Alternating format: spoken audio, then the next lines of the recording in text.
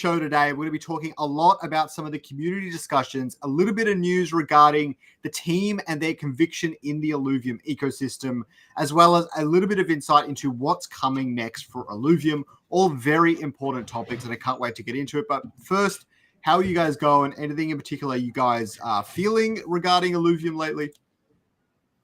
Sam, you jump into it. I can go first. Amazing. I have a couple of notes that I wanted to bring up. I don't know what you have planned for the stream, but it's stuff to do with fuel, elections, Illuvidex, Gauntlet, and how the launch is going so far. But we can sort of spread that out throughout the stream. So, yeah. Yeah, I think we'll definitely cover elections right at the end of today's episode, but for everything else, it is definitely coming up during the episode. So let's jump straight into it. So we've got the demo here. We've got Johnny first up saying that he thinks Gauntlet should be the focus, simply because we know from TFT that the format works. And I must admit, a lot of people are saying they're really enjoying Gauntlet, even if it is a little bit hard to find a game right now. I mean, not having a ranked leaderboard definitely doesn't help that. But anyways, they understood the mechanics at a high level very quickly for new players coming into it. They understood that there was nuance and they had fun. So Johnny says that getting Gauntlet ready for esports means this: fixing bugs and getting it stable. I already think it's decently stable. I haven't found many bugs personally, but I know some have. Adding a ladder, obviously. Addressing the major balancing issues. There are minor balancing issues, like there's small tweaks that can be made and they feel bigger than they are, in my opinion, but that's just me. And adding tournaments, obviously, but that's really hard without some sort of custom lobbies set up. Have you played? I know you've played Gauntlet, Taran, but have you played Gauntlet, Sam? Yeah, I played a couple of games of it. Again, I'm not a TFT player, and I know it's like a clone of it, and there's more things to come, but I think it's a great onboarding tool, especially if it's free to play. I don't know, this might be me personally, but I thought it would be better if it was 6-man.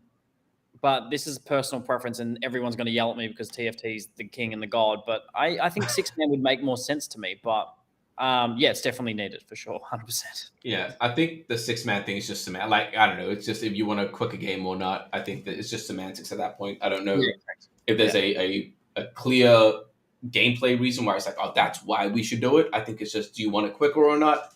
Maybe. I'm going to go through a couple of these real quick. Fix bugs and get it stable. You're right. It's not overly buggy, not the way Ascendant was when it first got onto the market.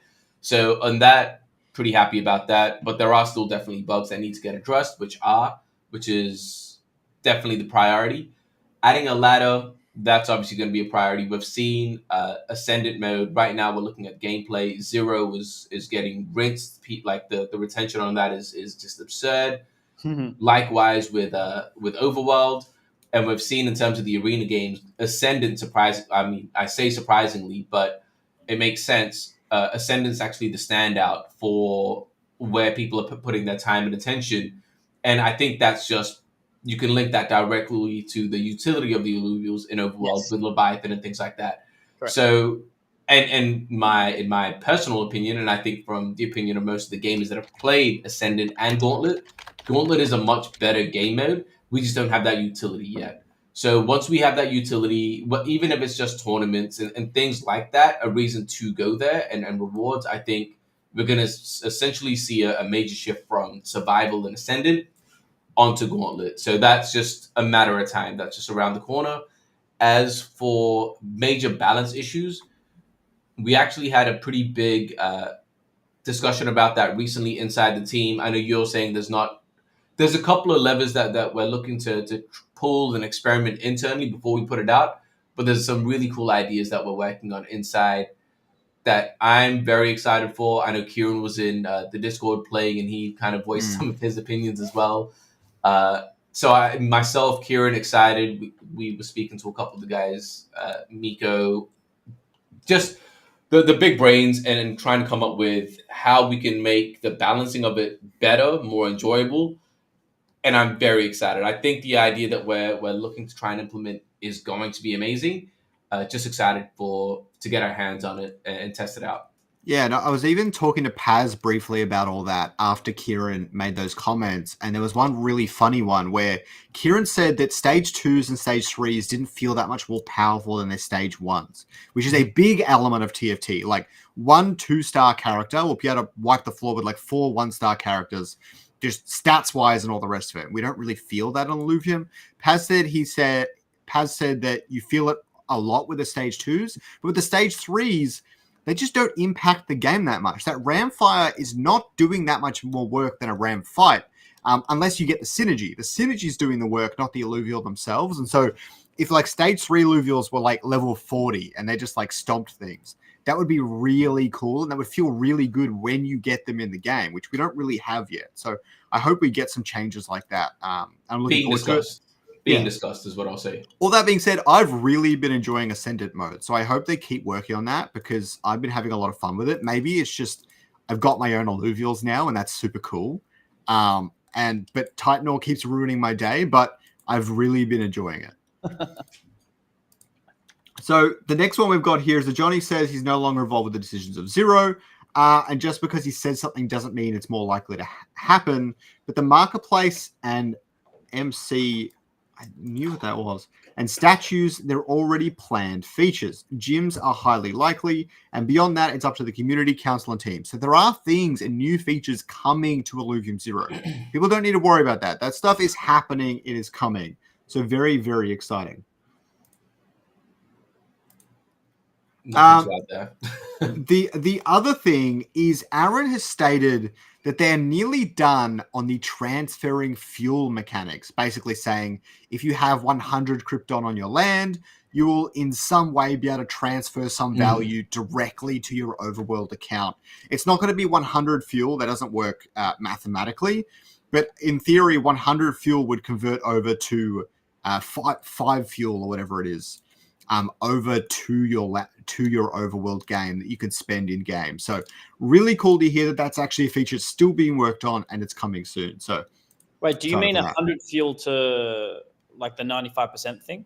Yeah. Okay, so if you had 100 fuel on your Illuvium Zero, your overworld should be 95% more, correct? No, 95% less. Well, I don't know exactly how they're going to math it, but it should be 95% less. If I get 100 fuel in Zero, I don't get 5 fuel in overworld. It's the other way around. Oh, maybe it will be exactly the same. I don't know. No. It should be 20 times more, right? No. It won't be the exact same value. Basically, it'll be whatever you sold the fuel for, you'll get the Ethereum, and the Ethereum will buy back fuel. Oh, was it going to do it like that? I thought you could just literally play Zero, say you do 100 fuel, and then it goes to your overworld account. You should be able to transfer it over. That's the way it should be, no? Yeah. But on the back end, it'll be a buy and sell. But okay. On the front end, it'll look like you transfer it over. And now that I'm thinking about it, it should actually just be a 1-to-1. If you have 100 Krypton, should be a 1-to-1. You will get 100 Krypton because that'll be the exact same value in ETH. So, yeah. Very cool. Regardless, it's being worked on. Yes, the functionality is being worked on. Yes. Yeah, sure. So here is a really interesting leak from Aaron right here. We got to get the next update out so you can grind for Mozart. Now, I might be reading way too much into this, guys. But this was said in the Illuvium Zero chat. Is there going to be some sort of weird, like, RPG thing where you're going to grind for Mozart on Illuvium Zero to unlock him? Or you've got to get, like, a blueprint skin or something? I don't know. What do you think, Sam? I was waiting for TSG to say, because he might know. He'll probably just say, oh. Yeah, but he won't say. There's nothing I can add to this. I mean, if you want me to unpack it, if it's in Illuvium Zero chat, I find it very odd because I thought Mozart has to do with the overworld thing. So I don't know why he's talking in there. And what he says, we need to get the new update out. That means it's already done and they just have to push it or close enough to done. So yeah, I mean, speculate all you want, I guess, but I have no idea. It's probably not supposed to really be in the Illuvium Zero chat, but it sounds like we're going to be able to unlock him soon. Mozart is the best drone in terms of ability, so I'm looking forward to it. It's probably like questing or something in Overworld, or like you have to unlock him in Overworld. That doesn't make sense to be in Zero. And I'm just waiting for Taryn's reaction by that little smirk. Maybe we have something there, but anyway, that's what I think. I would like it to connect in Zero in some way, but you would be excluding so many players unless you added it to the free-to-play for Zero, which could actually be a really cool integration. Yeah, I don't think they need to do that, though. I think it's too complicated as it is for people. So my guess is it's Overworld. So. coming from a Pokemon player, there are a lot of Pokemon you can only get by walking into an EB game store. And there's a lot of people that actually really love that. And putting something like this inside Illuvium Zero would be kind of like that. And a lot of people might enjoy it. But it would be a bit unusual. Okay, so the next one is Aaron thinks that landowners having a battle system and a team and stuff in the land could be really fun. Just remember right now that you're all reconnaissance drones building out a facility to power exploration. Something would have to happen and go really wrong for you to all fight each other, but it looks like he's keen to write that. Personally, he likes making two systems, a Factorio type system for fuel, cosmetics, and building ships and stuff, and a battle system that would be a bit more RTS, which I think would be sick. Any sort of RTS system in Illuvium Zero, as long as it's fun, would be a lot. It would be really, really cool. Can I suggest something here? And I thought about this like last week, and I've never really said it, but what I would really like to see, and everyone's going to be against this, is if Illuvium and Marvia ended up buying each other out or something to get them to build the mobile game instead of them building a separate game. I would love to see Heroes of Marvia. I know they got their own IP and brand and everything else, but I would have loved to see, I should have said, that if they took over the Illuvium Zero area, for one, because then, it's like a tide rises all ships here. If they just did the Illuvium Zero area and focused on that and had a team there, I think that would have been super cool and super beneficial because they're professionals in that area. And I just think Illuvium could have grown quicker in that aspect. But obviously, it's a little bit different now. But again, I would still be open to that if that was possible. Random thoughts. Yeah, I don't know. I don't know why I said this. I don't know if you listened to the AMA between Marvia and Illuvium, and then I realized you listen to everything. So I mean, there are always possibilities, and the relationship between us is a good one. So just grab their code. Just ask never them. Say never. $100. Give me the code where you drop animals in, and then we'll copy and paste that code, and we'll change it to Alluvials. We'll just change it to the Illuvials. Yeah, it shouldn't be hard. Shouldn't be hard. I'm a doer. Oh God. In the chat, we've got Mark Bartons has asked, as a medium-term token holder, when will we see token appreciation, or is this cooked? $1,900 is a cosmos away. Would appreciate your thoughts on this. So, unfortunately, Taryn and myself are not allowed to talk on this, and I don't endorse anything Sam says on this show, but Sam is welcome to comment. Bitcoin will be close to 100K by September. When will it get back to 1,900? I would say give it time. Once the player base increases, once there's more features added, sometime next year. But that market cap in general is substantially high, but it will depend on expenditure. So there's too many factors to say when Illuvium will hit 1,900. I have a thesis, and I've had it for a while, that Bitcoin will be close to 100K in September. We will see. Not financial advice. And what's making you think September's around? September's around the corner. What's making you think that? You think cuts are coming and it's just going to go nuts? Yeah, I think there's a point where we had this last flush out. And again, I've been crypto 8 years, so I sort of see everything. And it's too obvious. This could be wrong, but it's too obvious to be in a recession right now. There's too many, it's a too obvious answer, like crashing in Japan, this. Recessions come when no one expects it. So when everyone's happy and we're all in our boats and all this, everyone's Ferraris and everything, and then all of a sudden something just collapsed very quickly. Right now, it's been too obvious. Yes, retail and not even in crypto, realistically, compared to the masses. So I think all the big boys have got their positions in. I think that we're going to be in a massive bull market. I literally bought at the bottom or close to just recently from the last dip, just because I have conviction in this. And again, we'll have to wait and see. No one has a crystal ball, but it sounds to me psychologically, it makes so much sense. And then I think in 2025, at some point, there's a top, or 26. And then I think we're all screwed for 4 to 5 years in real estate, stocks, and everything else. So. Run the cycle back, yeah. Correct. Like really badly. So I agree with you. I like the take on. I agree with you with everything except for September. September's a bit soon, I think, but everything else, I'm on board. In all the past cycles, the bull runs have kicked off in like November, December.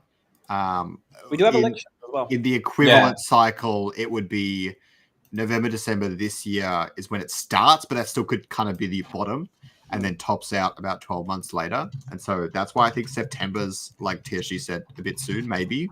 But I really like where your head's at with it's not obvious, or it's the obvious thing feels like a recession, so it won't be that. And I think that's very realistic. Look how much negative news is out there. by the way. Like it's just all of a sudden we're all negative on Bitcoin and all this sort of stuff. Like, okay, that's like perfect time. So yeah, I've seen this. I know we're off topic on Illuvium, but yeah, I wonder if because I mean it's almost guaranteed that there's going to be a cut in September, right? September 14th or 7th or whatever that date was. Yeah. But I'm wondering if it's 25 or 50 basis points, especially after the Japan situation. I'm wondering if it's pushing them heavier towards the 50 basis points than the 25.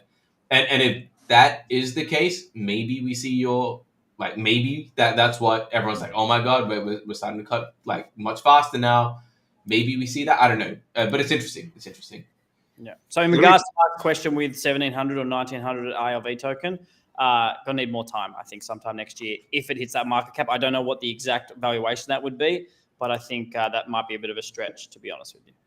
Yeah, alt season normally hits after Bitcoin anyways. Bitcoin like kind of slows down, starts to hit its top, and then it all flows throughout everything else. So even if Bitcoin did go to 100K over the next 4 or 5 months, that doesn't mean any alts are going to move or move substantially. Yeah, September. Oh my God. All right. So the next one we've got from Aaron here is that they're looking at setting a slippage option for the fuel exchange. Will help people understand everything in there. And you'll see an estimate of your bonus fuel and you can set how much slippage you want. So that'll be really, really good. There are a handful of issues with the fuel exchange right now regarding the UI, as far as I understand it. He also said to please make it a priority.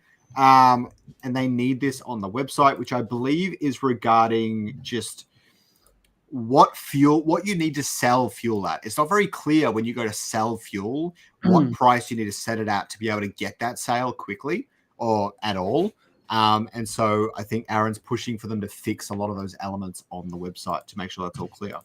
Can I just suggest with this whole fuel situation, it's a temporary thing and there's no wrong answer, but I think from a user's perspective, you just want simplicity. It shouldn't be overcomplicated. We don't need to know the ins and outs. It's just like web in 2000s. Like if it's HTTP and what blockchain are we on?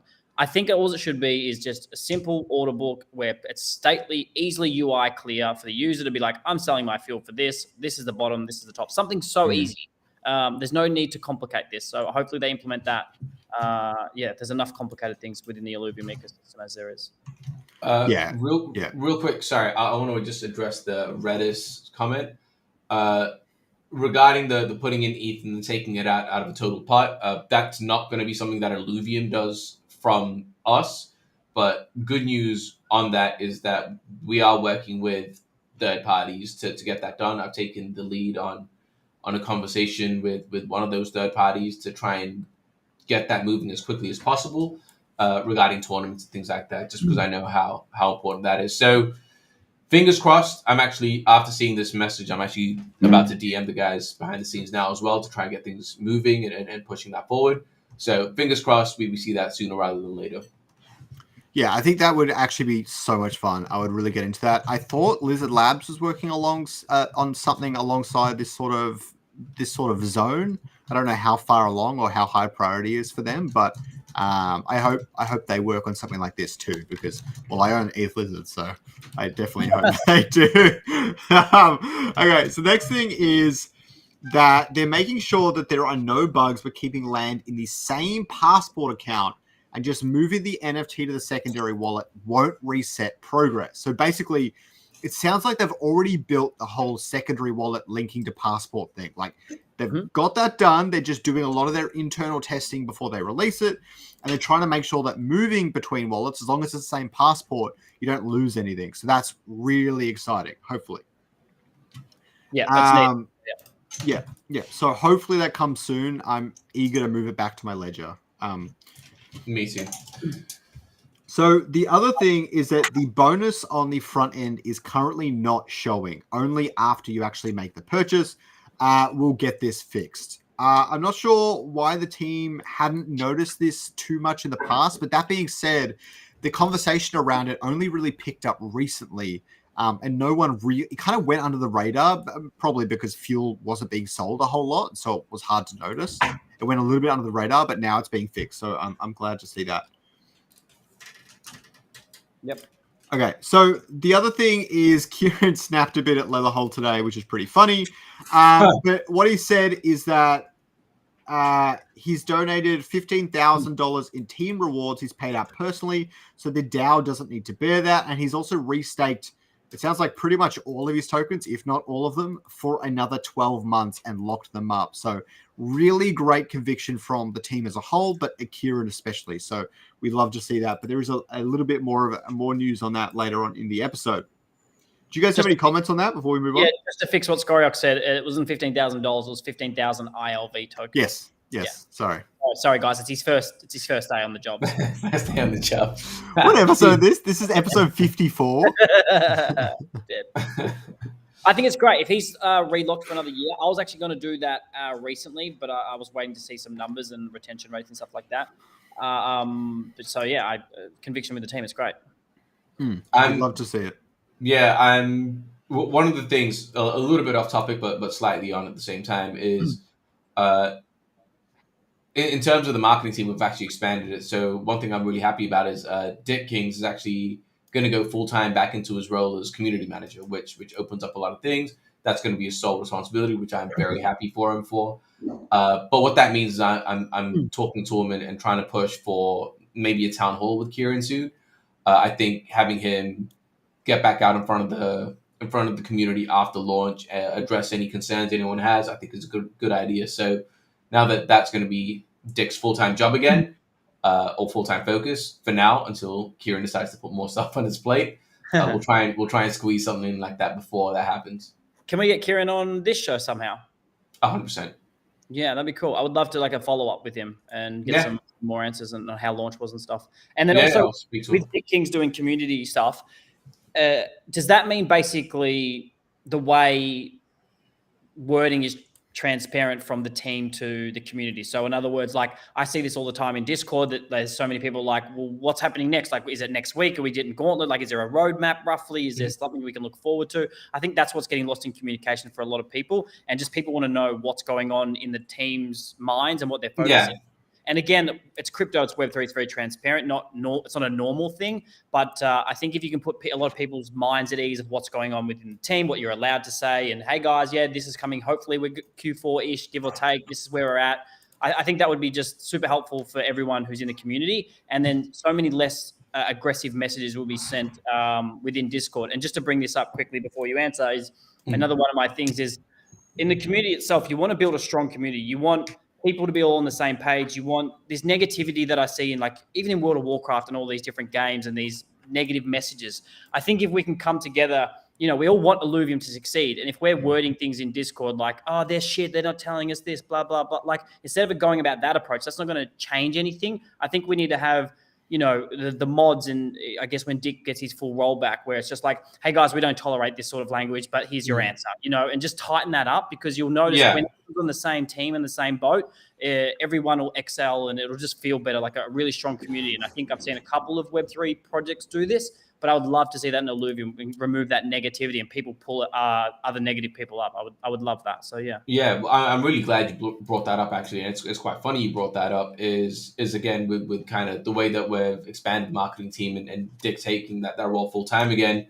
We've got Pelican who's on, I believe it's Pelican, or Jesse who's on board as lead moderator internally now as well. So the communication between community manager being Dick, Jesse, the moderators, is going to be a lot more efficient. I know this is something that we were very good at 3 years ago before I was on the team. I mean, that's why I kind of stuck around, because they were very good at this and getting that information to the community, which I was back then.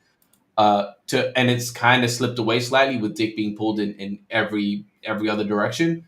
So that is one of the focuses, to actually get that back on track. So yeah, it's great that you bring that up, because that's actually one of the key points of discussion internally as well. So you and everyone else should be seeing a lot of improvement in that in the next coming weeks. Great. Love that. Yeah, looking forward to it. All right, so we got two more quick ones before we move on to general community discussions. But Kieran has talked a bit on Ascendant mode and kind of how he sees it right now, where he says it has an extremely low retention rate, and they've explained many times so they're reworking it. Gauntlet has a much higher retention rate, even in alpha. That somewhat surprises me, but that's quite interesting. And they're focusing on Leviathan mode for Gauntlet first while we rework Ascendant. So Leviathan is next on the list for Gauntlet before we get anything to do with Ascendant and stuff like that. At least that's what he says here. And they people keep suggesting that they offer tournaments and rewards for a game mode that has proven unsticky, and how first impressions are quite important. They don't plan on incentivizing people to play Ascendant when fundamental changes need to be made first.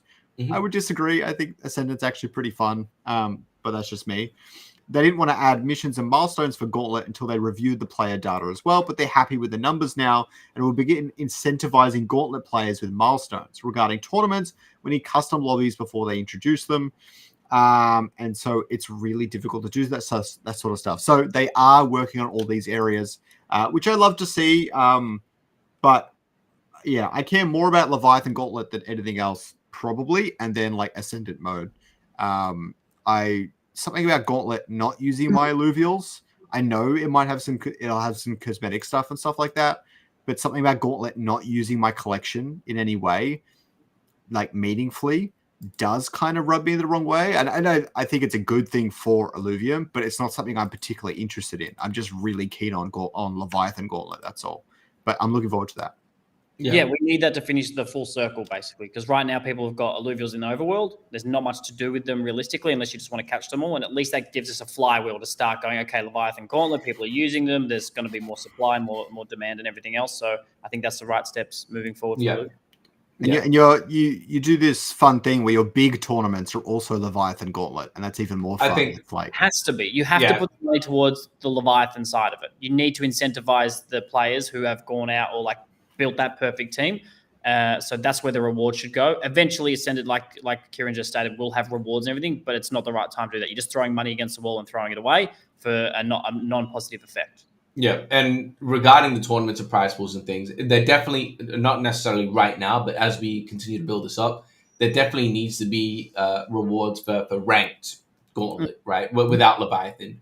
But what I'm thinking is maybe 70-30, where it's 70% focused on Leviathan, because that's really where that main focus is going to be. We're not disregarding ranked, like we're still kind of paying attention, but it's not going to be a 50. Like we need to incentivize one that makes more sense. Whether it's 60-40, that's probably the most that I would negotiate and kind of say, okay, cool, I'll accept 60-40, but anything closer to that, like 50-50 is just out of the picture. I'd be doing ideally, or like 70 to 80% on one side for Leviathan. That makes total sense. That's how your economy thrives. There's no reason why you wouldn't do that for sure. Yeah, my thought process is 70-30. I think 80-20 is a bit too little on the 20 side. 70-30 seems to be a nice balance of in between on both. But again, we'll see that there's many more discussions around it. Yeah. Although I agree with you about the 70-30 and everything like that, my reasoning is just so different. I just think Leviathan is just so much more exciting. If people put up 2 tournaments for me to register for, the Leviathan one just sounds like so much fun to me. The Gauntlet one sounds like a lot less fun to me, but it's great for so many different people. It's just not great for me. And I'm just like, I want it to have bigger prizes because not necessarily to incentivize people getting alluvials and things like that. It's just, it's a more it's more like a death match or like an arena or like you're more grand event. You're more invested because there's more variables at play that are inside your control.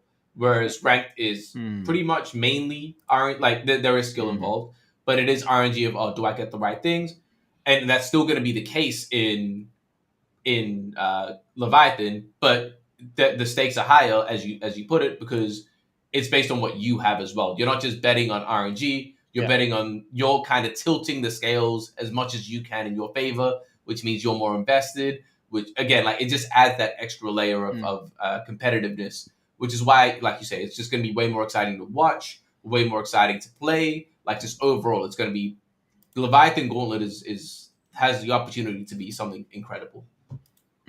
Yeah, I really, really can't wait. Also, for anyone who's just tuning in for the first time, recently tuning in, or watching this in the future, don't forget to use my referral code Scoriox in the profile settings on the Illuvidex. That's Scoriox, Scoriox, Scoriox.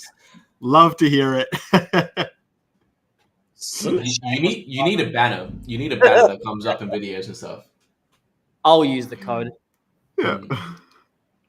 Okay, so the next one we've got for you is Kieran says that he doesn't know what will go into the stat rerolls and things like that, but he really wants it to live in Illuvium 0. So you have some sort of building or something and people can rent it out and reroll their stats in some way.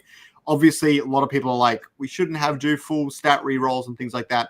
I totally agree with that, but he this isn't about the specifics. This is just he wants it to be in Illuvium 0, and it'll probably be super expensive and be somewhat limited in what it can do. So it's going to be fun, guys. I'll tell you why this is a good feature. One, for Wales, it's a business and an economy, so we need it. Two, imagine if you get an alluvial that is absolutely trash, right? It is absolutely useless in general, most likely for Leviathan and everything else, and you want a strong team. What are you going to do with that? You can't just keep it because it's just there. It's like an NFT. You need to change it, or something has to happen with it for a use case. You need this in the game. However they implement is up to them. I don't know. But I think also there's been some ideas floating around that you can burn alluvials or something and change the stats. I'm open to that. That seems reasonable. I think, again, we don't have enough data from the community aspect to know what's going on. But however they implement, I'm sure it's the right move. We'll see. But this feature needs to be in there 100%. Agree. You can't have low stat alluvials just what are you going to do with there? Like it's just dead. It's similar to what we're having with, or what we had with Beyond and like the clown noses. It's like we just have millions of them, and it's like, what are we doing with these? So yeah, there needs to be something added. Yeah, well, I like the idea of like maybe you can burn 3 Atlas to reroll the stats of 1 Atlas, sort of a thing. I love all those sorts of systems, but yeah, there's a lot of creative ways you can approach it. Yeah, I'm happy with this. Yeah. Alrighty, so the next one we've got is some of the recent announcements. The first one is the governance election started about a week ago now. The nomination period has almost concluded. It ends in like 2 days. 2 days for me. Who can nominate? All ILV holders can nominate themselves as candidates for council or committee. ILV stakers will vote on the IMC and community council elections, while IMC chooses the committee members themselves. And you can just apply in this form if you want to register. I will post that in the chat in case anyone wants to, which would be interesting. And you can view the nominees here. You can view the IMC nominees and the committee nominees. Last I checked, there are about 8 or 9 IMC nominees, probably a few more now. And yeah, so very, very exciting. After all of this process for the IMC, there is the ICC. Pardon? Can we see who's nominated? Let's do it. So we've got Patat was the first one to nominate. We've got Viper, Annie Knows, of course, Caveman, Blichter, Dr. Spoon, Scrubs, myself, and then Tholky. And I know Jaggernight's. I know Jaggernight's putting through a submission at some point as well. So this is IMC? Yeah. For the IMC, yes. Okay. Interesting. Yeah, so we don't need to leave comments about any of the... I mean, it's up to you, but I'm not going to. No, I think there's some fantastic candidates here. I actually really hope Caveman gets elected. I think he's doing some interesting stuff, but... I think the people who, whether it's IMC or however being nominated, whether it's from the community or anything else, I think Scoriox, you're one person that I would definitely recommend being there. 2 is Paz, is another person. And the reason why I say these sort of people and like the game, you want people who are spending every minute of every day and like it revolves around their world and they're not in it for that money sort of reward per se. Like, yeah, that's a bonus, but you want them to know everything about the game, what direction it's heading. And these are the ones who are going to represent you to the best of their ability. So, yeah, I think they're my choices. I know there's a few others. I won't go into full details who I'm going to vote for, but just think when you're voting that you want people who are best interest for the game and in which way to head, not necessarily people who are in it for other reasons. I'll just leave it at that. Well, I like to think I would be helpful to the DAO. Let me just put it that way. So, yes, vote Scoriox if you feel like it. But more importantly, just please go vote. There's nothing worse than when people just don't show up to vote at all. We really appreciate every single person that votes, generally speaking. So the next thing is there was a patch for Illuvium 0. This was mostly bug fixes and things like that. But we also got a little ring for like showing you the cycles a little bit in like your passive generation for your converters and stuff like that. So it's a pretty Another neat little Well done, quality of team. life. Yeah, they've done like 4 patches in like a week. Yeah, really So quickly, crazy. especially with like half or more that like a lot of the team is on holidays too. So shout out to Yeah. the Illuvium team here. So like I've played games. You've seen them. They do patches like maybe 1-2 weeks later or however long it is. Illuvium has pumped out patch after patch after patch. So I'm super proud of the team in that regards. I just have one question in regards to the game. I haven't played Illuvium Zero a lot. I've watched a lot of streams. I've watched a lot of videos. Why the F is there so many power plants? From a game perspective, it doesn't make sense why there's 100 different power plants. It needs to look clean and you could upgrade it. So does anyone have an answer for me on that? Because it just looks a little bit silly. A lot It's of being community. worked on. It's being worked on. I'll say that it's being worked on. There's a lot of community discussion regarding that at the moment. It just doesn't. And power and efficiency are quite separate. There's a lot of good reasons for why power and efficiency should be closely tied to each other. For example, the power scales at the same rate as efficiency in the exact same ways and things like that, but it doesn't really do that right now. I agree that it looks kind of ugly, and so we need to fix some of that. But more importantly, you wouldn't have all that many buildings if you had a lot less power plants, and it might actually start looking a bit weirdly empty. And what would be more interesting is if you added more buildings first and then started cutting back the power plant stuff. Also, things are going to change once as Kieran's put out the training gyms, the reroll build, all of these things, right? Like maybe we have it as a shard slot machine Hell yeah. Love the on the plot of land. So in terms of re-rolling the shards, you're physically, I mean, lore-wise, you're putting the shard in the slot machine, pulling its re-rolling stats. I mean, you could very easily do that. I mean, as we get more buildings, I think things are going to change. And obviously, we're still, as much as people might not believe it because we have been building for such a long time, we are still very early on a lot of the games. Like there are still so many changes to come, things to perfect and just optimize. So things are going to happen. In terms of that, yes, even my plot of land is full of amazing power stations. At least the team is aware of it, and there's discussion being had. So I think it keeps the mind at ease of the community. Just a side note, I'm sorry to throw this a little bit left, but is the team worried about runway or anything? Not straight up, not that I'm aware of. We haven't heard anything, and I mean that's probably not my place to say. It's probably something that Kieran is probably better suited to answer. Okay. But no, I mean, not at all. Not at all is what I could say. And like I said, we'll speak behind the scenes, and we'll get Kieran brought up in here in the next 1 or 2 weeks. Absolutely. And you guys can go at it. Yeah, go for it. We can get Kieran to put in my referral code too. It'll be exciting. Shameless plug. Okay, the next one is Crimson Waste got unlocked, so everyone loves to hear that, especially me who's trying to build a freaking magma team. I'm so close to my seer, it's actually insane. So I can pretty much just fuse it now. The only problem is I wouldn't have a singe, so I wouldn't actually be able to use it in my ascended team. So I'm just waiting until I get 2 more buy flares. One off the secondary? You're getting pricey, man. I'm trying not to spend too much. Can I just say, I went from a one little hollow flare all the way up to, what is it, a seer? Yeah. A hollow seer. I had 33% chance, and then I got it, and I was like, oh, that was weird. I didn't expect that. Then I had 3 of the middle ones, and then I got 33% chance, and I got it, and I was like, all right. Yeah, this game's easy. This game's easy. That's how I got my Scoriox. But we'll talk about that in just a moment because the prices did go up for a very specific reason.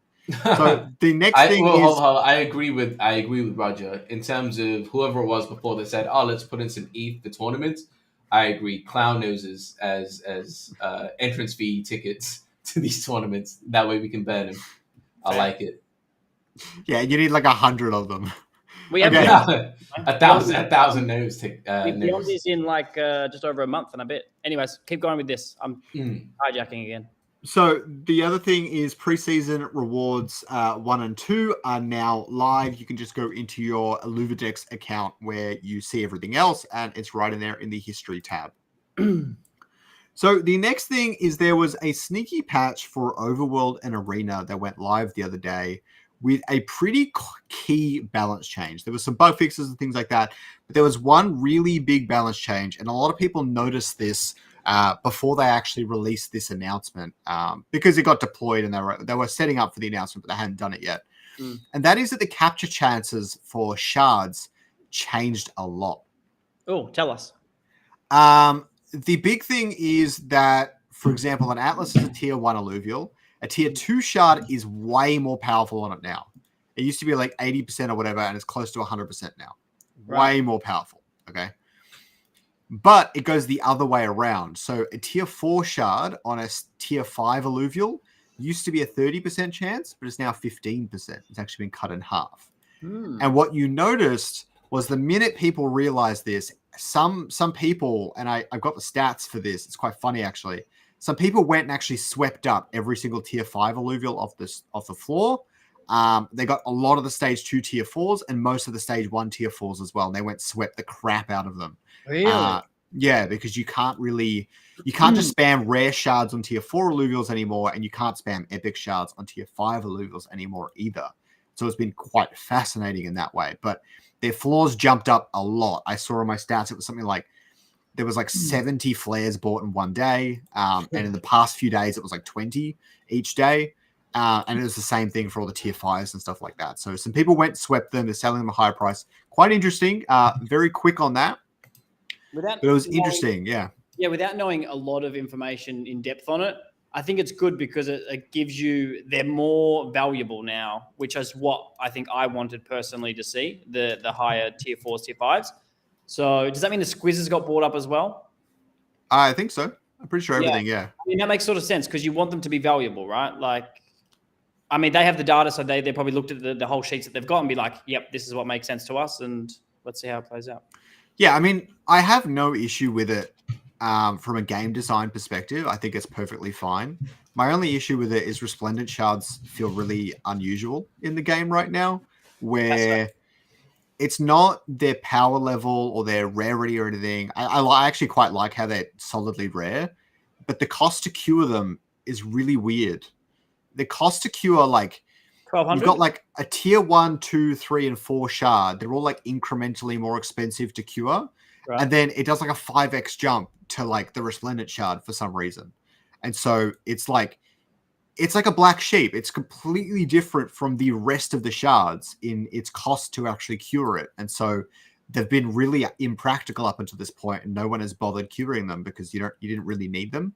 And now you do kind of need them, but they're still like, you're probably still better off just wasting 5 epic shards because it costs probably like 10 times that to actually get the resplendent shard. It's just really weird in terms of rarity and curing costs. And so they just feel really unusual in that way. If resplendent shards cost half as much as they did right now, I think it would be perfectly fine. But because they don't, this whole change just feels a bit weird. But what happens when fuel prices drop another, say, 30%? Does that affect it? Well, I mean, it gets cheaper, but they all get cheaper, so it doesn't really affect it. Fair.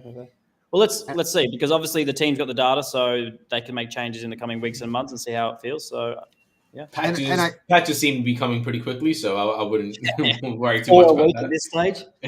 So that's something interesting that I don't know if we want to talk about it today, but free market economy is all well and good, but currently the DAO is actually pricing things, and the free market isn't really deciding on them, which is quite fascinating. So, like, the free market decides on the cost of Krypton, but the relative cost of stage 1, 2, and 3 travels is decided by the DAO still.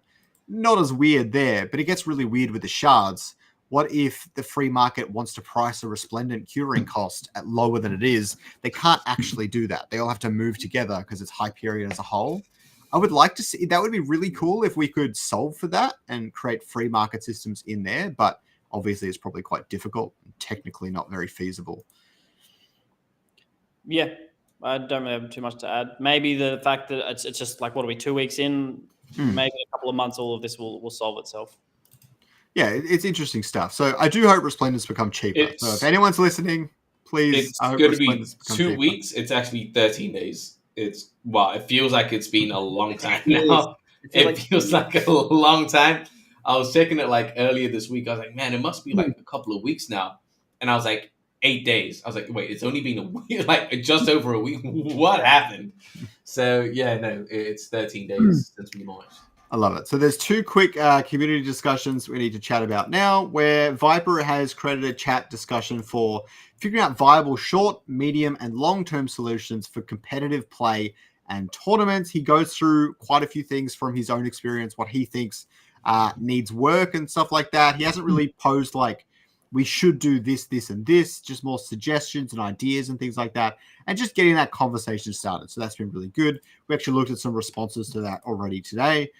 From Batat, we also have some information regarding another discussion regarding the impact of Ascendant, how Ascendant needs to be reworked more urgently and things like that. And we saw Kieran's response to that earlier today as well. So some two great discussions to jump in and go chat about if you guys have the time in the chat right now.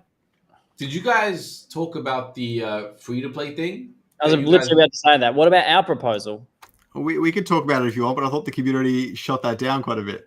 No, we got way more thumbs up than thumbs down, first of all. Second of all, some people just do my head in. Third, the idea of the Ideas channel, and people speak so negatively when it doesn't suit their narrative, in not just ours, but I've read all of the feedback ideas. I think the idea of a feedback idea is to just put it out there and go, hey, this is what we're thinking. Let's come up with a solution together.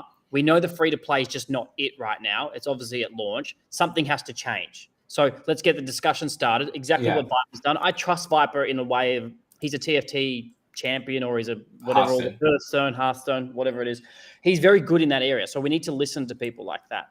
So I think getting the conversation started is really good. The team is aware of all these things. They probably read it from time to time. And with Dick coming back to the community, he's probably going to have more time to read these things and go, maybe the team didn't think of this, or maybe they did and go, oh, maybe we do these tweaks. So I was really proud of the proposal we put up. And I think whatever happens, we just know the free-to-play element needs to be improved in some way. Yeah. And so I agree with the community. I don't necessarily think this is the best answer to the problems that Illuvium has right now. But I think the community has responded with some really great ideas in the thread itself. And so I definitely think this was worth posting. And it's all about, for anyone who's not familiar, it's all about adding like a second, like almost like a parallel game of Illuvium where you can go to like a stage 3 run and you can capture all the Illuvials and things like that. For free, but they're not NFTs. They're not on the blockchain. You can just kind of own them and just play with them in almost like a single player, a weird single player zone. And there was a lot of really great comments in this thread about how like that would disincentivize people from paying for all this stuff. I don't necessarily agree, but there's some stuff to be said about Web2 gamers aren't necessarily here. And even though this might have a better chance of attracting them, it's not necessarily going to attract them. And so we should be doubling down on all of the Web3 features and improving them for the current existing people that might want to play the game. And there's that as well. But the biggest thing that came up in this discussion was a lot of people saying the game has been out for 2 weeks. Let's actually try this first before trying to change things. And I agree. We're not really in a big rush. This proposal was never planned as a big rush, but I think there's some interesting stuff there too. Yeah, I'm going to jump. And obviously, I'm going to make this abundantly clear. This is Taran's opinion, not Illuvium's opinion. But yeah, I did see the proposal before you guys put that up as well. So I was aware that was coming out. And yeah, I mean, in terms of that idea of like, we can see it, and I personally we did campaigns with Web3 and Web2, so I've personally seen the data in terms of conversions, where the drop off is from registration to playing to purchases.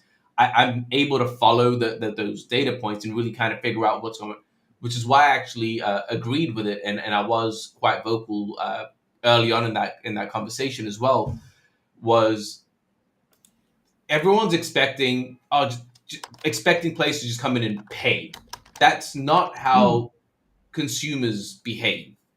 And the main purpose of, or what I took away from the conversation and the proposal, the idea was we need to expand the free-to-play experience. Because currently for Web2, and this actually lines up with, I was glad when I saw it, it lines up with the data that I was getting on my side as well, is Web3 people were going to spend anyway. We saw that. That wasn't an issue. But that's not where the masses of players are. If I showed you guys if I showed the public the views and impressions that Web3 got compared to Web2, Web2 trumps it completely. So they've got a way more reach, way more registrations. Everything on the number side makes way more sense over there. But when it comes to the purchases, zero. And I say that facetiously, it's not zero, but that major number that they have, that large number, doesn't convert into purchases.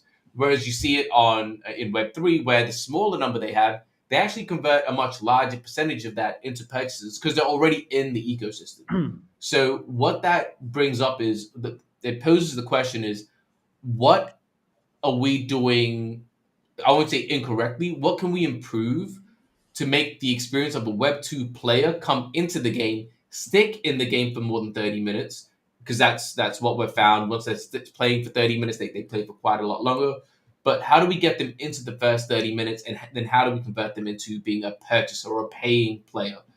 And the biggest thing for a Web2 person is they're not even going into the paying side because the free-to-play isn't scratching that itch for them.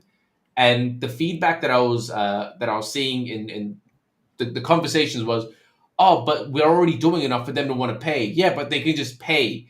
That's not the I know it's hard for everyone else in the community to understand this, maybe because they're not seeing the data, but just to expect someone to come in, play, and then pay immediately, we've got data points to show that isn't what's happening. Like that's wishful thinking. It just doesn't align with reality.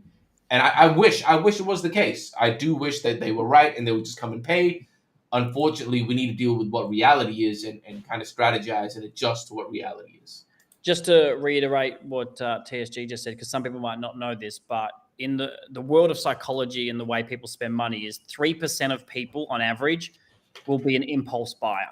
So if you get 100 people in your game, maybe 3 of those people will spend instantly just because that's who they are as a person. I am one of them. I'm one of those people. Yeah.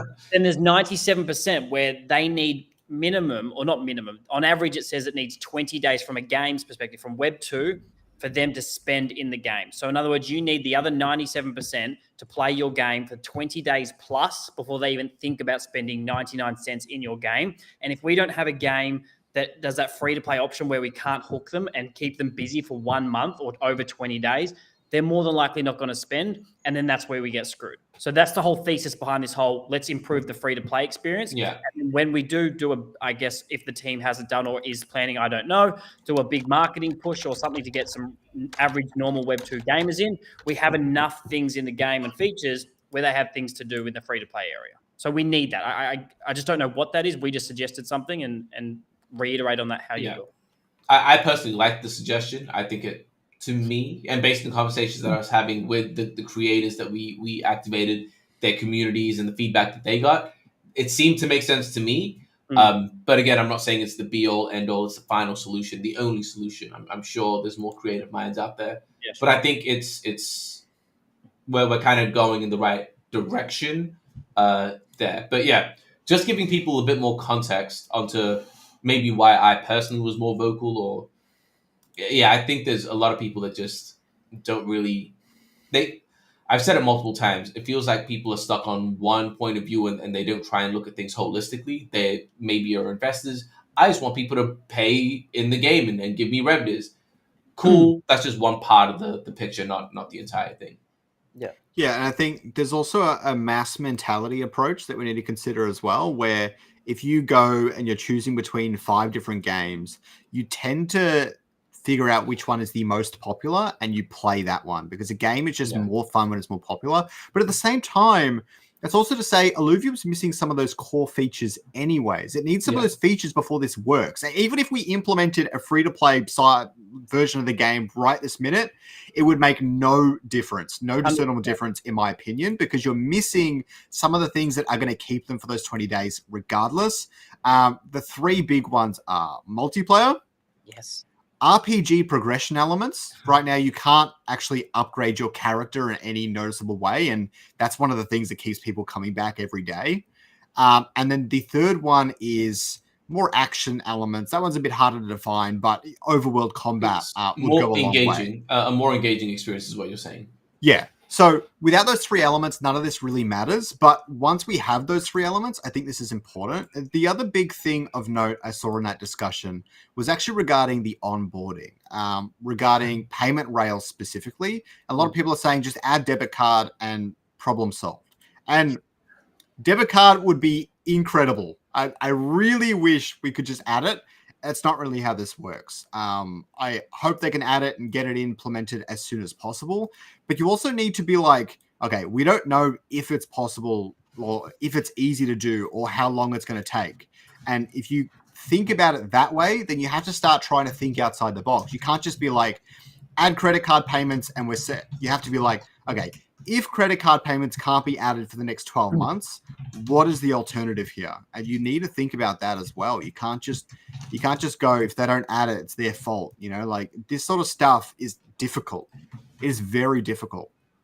And we need to respect that. One last thing that I'll add on this topic as well about that idea and getting more people in, even if they are, again, accounted to those that, but they should be paying people, is if we can get way more, like if we can just bring in a bunch more free to play players as a crypto studio, it actually makes it a lot easier to raise with VC firms as well. And we can kind of present, hey, these are the numbers that we have, and there's just substantially like insane numbers. It's going to be very much easier to make that work in our favor. So a couple of other things. It's not just the short, we need them to spend right now. Again, that's a part of the picture. Try and look at things holistically and try and maybe think outside of your frame of reference, I guess. You're also competing for this Web3 mind share, okay? And I think that's worth noting. Even Axie Infinity, it was not the only crypto game in existence. And I would say that some of the other crypto games were probably even slightly better than it. Not like crazy good games or anything, but they were better than Axie Infinity. But Axie Infinity was the most popular one. And so everyone wanted to play that just because it was the most popular one. And it's really fascinating. You'd be like, high number of downloads and stuff is all vanity metrics. It doesn't really matter if it attracts more people to your game. Vanity metrics are still helpful. But you obviously want the more real metrics as well. But they have their place in the broader economy for the game. Agreed. All right, you guys take this one. I need to go do something.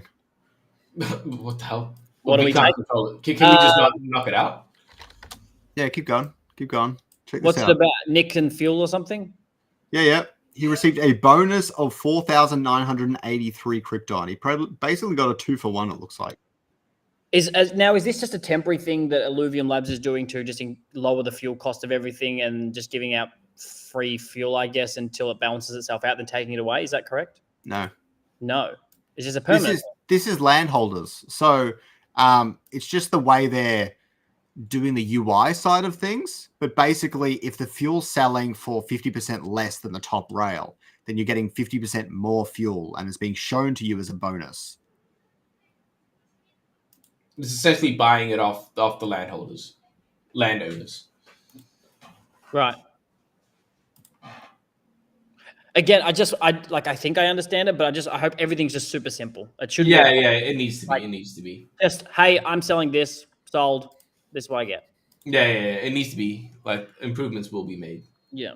Yeah, it definitely needs some work. All right, so the next one we've got here is from Layla Hole, where he says he shows that Kane Warwick has actually withdrawn from the locked contract 150,000 ILV.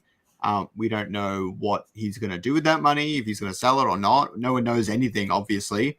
I like to think he's just taking it away so that there's less impact on revenue distribution from his ILV that he owns. So is that all? Is that? But all of it? Did he own more than that, or was that it? I have no idea, to be honest. It might be all of it. Okay. I mean, it's a perfect round number, so I would assume it's probably all of it. But that's just my guess. This is my take on this. One, it's highly unlikely he's going to sell because it's his brother, first of all, and it would ruin his brother's project a little bit. Two, unless he's in financial trouble, which I don't think he is because he's got synthetics and everything else. So I think this is more of a, hey, I'm going to unstake. Revenue distribution can go to the people who really need it or more gamers. And I love this. I suggested this in one of the AMA with Kieran, that the big boys maybe not take as big as portion, even though I know they're entitled to it. Don't get me wrong, 100%. So if it is that move, then I hats off to Kane, 100%. That's amazing. And if it's not and he's selling it, then Kane, we need to talk. No, it's his money. He can do whatever he wants with it, to be fair. So, yeah. So we've got another comment here from Omnifarious where he says he can't spend money in Illuvium until he has the ability to sell his fuel. I believe there's some issues selling fuel on the exchange. There's some bugs or just visually it's hard to determine. Normies can't spend money in Illuvium until the process is either simplified or we start accepting credit cards. This needs to be done yesterday. I know Omni thinks ZK AVM is a lot better than IMX, which it is, but ZK AVM has plenty of its own problems too. They're all kind of a mess, to be honest. IMX has not done great with that stuff, but he says they're shooting ourselves in the foot here. Revenue is king. Let's make it so Illuvium can earn revenue. The longer he can't spend money, the saltier he's going to get. He's missing out on the initial hype while people are maximizing catch rates from the bonding curve. When he eventually gets in, his money is going to feel wasted because the catch rates will be worse. I'm surprised he was going to use just fuel selling money, but there it is. But he's saying some stuff that a lot of the community is feeling, that is that some of this stuff is overcomplicated. I think that's a good way to sum it up. It should be just, can I play this game? Super simple onboarding. I know there's some problems already with blockchain, IMX, and debit cards and everything. The team, by the sounds of things, is fully aware of all these problems. Blockchain is very complicated on the back end, but hopefully we can get to a point where we just go IMX, passport, buy stuff. If I've got land, I can give my fuel to my player. It's not complicated. I don't need to see the back end. Hey, I just made 10 Krypton on my land. That then goes to my overworld. I don't have to buy and sell complicated shit. I'm sure the team is all aware of this. It's just a matter of when this gets done and implemented, because it'll be just a way better user experience, just like when passports integrated into the game. The client. The pop-up. That's something that I'm actually making a push for myself as well, as part of the referral process. And that is something that I'm currently working on myself. Amazing. I love that. I say myself, but I mean working with the team, but I'm trying to just take the lead in that one. Amazing. It's such a small thing, but it's all these little things that add up to a really good experience. Sure. No, 100%. Dynamic survival mode, Scoriox. So Caveman has noted on Twitter that they have rejected his proposal to create a dynamic survival mode and remove a lot of the 1 million airdrop points given out to pretty much everyone and all of their bots and all of their 20,000 accounts. And the IMC has actually rejected it. What's really fascinating here is Kieran was the one who approved it. I can't remember who the one that missed the vote. Might have been Viper. I don't want to say it's Viper. I can't remember who missed the vote, but Kieran actually approved it. And supposedly the reason for rejecting it was actually that the team is already working on this. Now, sure, that's all well and good. It just really surprises me that Kieran would approve it if the rest of the council was going to reject it for that reason. But I believe the IMC is just really just didn't want to remove the airdrop points from everyone who had earned it or illegitimately earned it. But in my personal opinion, you've literally just killed the entire season of the airdrop. And so I definitely think this should have been approved. And it's quite disappointing for me as well. I feel Caveman's pain. I get it. They didn't want to burn too many free-to-play players or whatever, but you still have to protect the integrity of the competition. It doesn't matter. It's just one of those things, and it sucks. Yeah. Yeah, not much for me to add. Yeah, makes sense. All right, so the next one we've got here is actually from me. I nominate for the Illuvium main council. My priorities are as follows: user acquisition, and there's no second priority. And how are you going to do that, Scoriox? Yeah, Scoriox. Pitch us on it. If that's the only thing you're running on. How are we going to do that? Rather improve the free to play aspects is definitely the really, really big one. Illuvium Zero is already very, very sticky, so I probably won't focus too much there. And then having a closer look at some of the esports. But more importantly, I want to put even more pressure on governing labs in a certain sense. But the big thing is the milestones and missions and stuff like that. I felt like really missed the mark in so many ways. And so on the IMC, I want to have the opportunity to give far more oversight to that sort of stuff, give way more of my own suggestions on what I think they should be doing differently to better incentivize certain activities from the player base. And then all these sorts of other elements of free to play and stuff to encourage more players to join the ecosystem as a whole and be able to participate with everyone else as well. So those sorts of things. Cool. But yeah, is there anything else you guys want to touch on before we wrap it up? That's all I had. I'm going to leave with this. I think we all want the same thing. It's multiplayer, it's raids, it's alluvial combat. We want leaderboards to come in. Yes, has the team slipped up some points from our opinion looking out? Yeah, 100%. Like the milestones in the airdrop points. I think that was a missed opportunity. Like I think it could have been done better. But then we also don't know what's going on behind the scenes with everyone seems to be so far stretched on every single person within Illuvium Labs trying to do 100 different things. So we have to give them a bit of leeway with that.